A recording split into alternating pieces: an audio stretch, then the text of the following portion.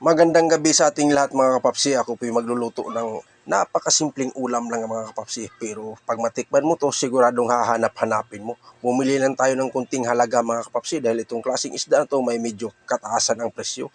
Tuna mga kapapsi, yan. Tinulang tuna mga kapapsi, hiniwa ko lang siya maliit mga kapapsi. Dahil itong isda na to, napakalasa to mga kapapsi. Yun, nilagyan ko lang siya ng malunggay dahil medyo namimiss ko po humigop ng sabaw mga kapapsi. Lalo na pag mga ganitong klaseng ulam mga kapapsi. Lalo na pag tuna.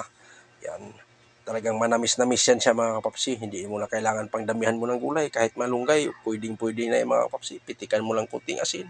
At saka may sausawan din tayo mga kapapsi. Tuyo kalamansi at saka may sili. Ngayon, kung sino pang hindi kumain dyan, sabayan nyo ako mga kapapsi. Kakain tayo. Napakasimpleng ulam. Pero para sa akin ay napakasarap na ito mga kapapsi. Tinulang tuna mga kapapsi. Ninaluan natin siya ng malunggay. Yan. At ako po yung magkakamay kumain mga kapapsi. Kung sino pang hindi kumain dyan, sabayan niyo ako. Yan. Medyo alanganin ang uwi natin at saka medyo gutom na rin. Kaya kailangan mabilisan na natin yung ating kain.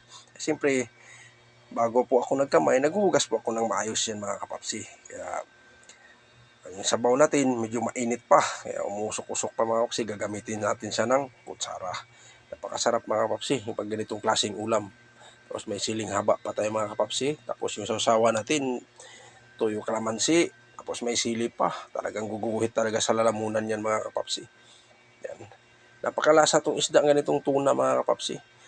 Yun nga, sinasabi ko sa inyo kanina, medyo may kataasan ng presyo. Kaya bili lang tayo ng ilang piraso, ilang hiwa. Hiwa kasi dito mga kapapsi. Hindi mo siya pwede bilhin ng kilo dahil medyo mataas ang presyo. Kaya bibili lang tayo ng kunting halaga lang. Ulam lang sa hapunan mga kapapsi. Tapos may luya pa tayo. Isasasaw natin sa tuyo kalamansi.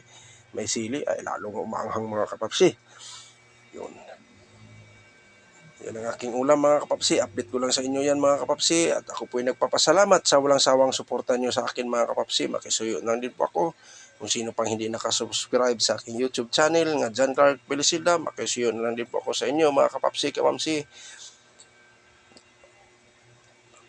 Yan, ipagpatuloy natin mga kapapsi. Talagang malasang malasa mga kapapsi. Dito ako nakapokus sa sabaw mga kapapsi dahil medyo matagal-tagal tayo hindi nakapagtinula. Napakasimpleng ulam lang yan mga kapapsi. Yan, yan mo. Malaman mo yung isdang tuna dahil maputi yung laman niya mga kapapsi. Pero pag matikman mo na, makagat mo na, talagang malasang malasa siya. Masarap dito sa kinilaw mga kapapsi. Kaso lang gabi na, kailangan tinula mo na tayo. Yan.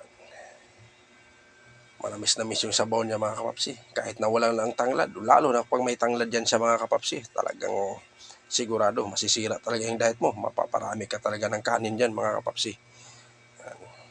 Yan, sausaw lang natin sa ating sausawan mga kapapsi. Dahil napakalasa yung sausawan natin. Talagang hahanap-hanapin mo talaga. Tuyo kalamansi, tapos may sili. Tapos panulak natin mga kapapsi, tubig. Hanggang dito na lang ako. See you next vlog. Thank you for watching. Bye-bye at ingat-ingat po tayo palagi mga kapapsi.